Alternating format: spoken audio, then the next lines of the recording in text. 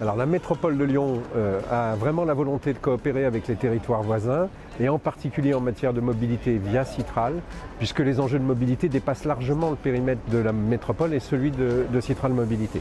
Et donc l'offre T-Libre est en complément des abonnements et des tickets Citral Mobilité pour, on va dire, un tiers des personnes qui viennent dans la métropole et qui viennent de l'extérieur.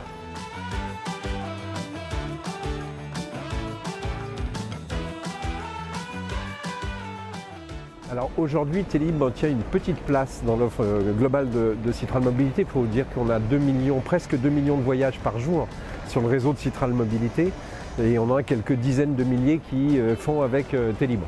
Mais on a vraiment envie de développer cette offre et cette interaction entre les différentes autorités organisatrices et donc que T-Libre se développe fortement, que ce soit pour l'occasionnel ou que ce soit pour les abonnements.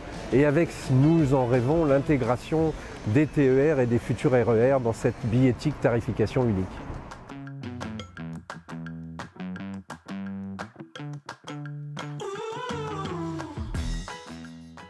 Alors c'est un peu paradoxal, mais tout le monde pense que tous les gens de la côtière viennent travailler dans la métropole de Lyon. C'est vrai, proportionnellement il y a un gros pourcentage d'habitants de la côtière et d'ailleurs des territoires de l'Ain qui viennent dans la métropole de Lyon. Il y a un très faible pourcentage d'habitants de la métropole qui vont dans les territoires de l'Ain, mais en fait en valeur absolue ça ne doit pas être très éloigné.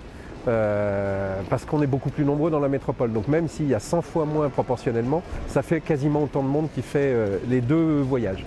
On a des zones d'activité très importantes dans le territoire de l'Ain et donc l'idée d'une coopération entre les autorités organisatrices et de cette tarification T-Libre pour permettre aux gens, dans un sens comme dans un autre, de passer de Citral au TER et au mode de transport de la côtière ou des autres territoires de l'Ain, c'est pour moi essentiel dans les deux sens.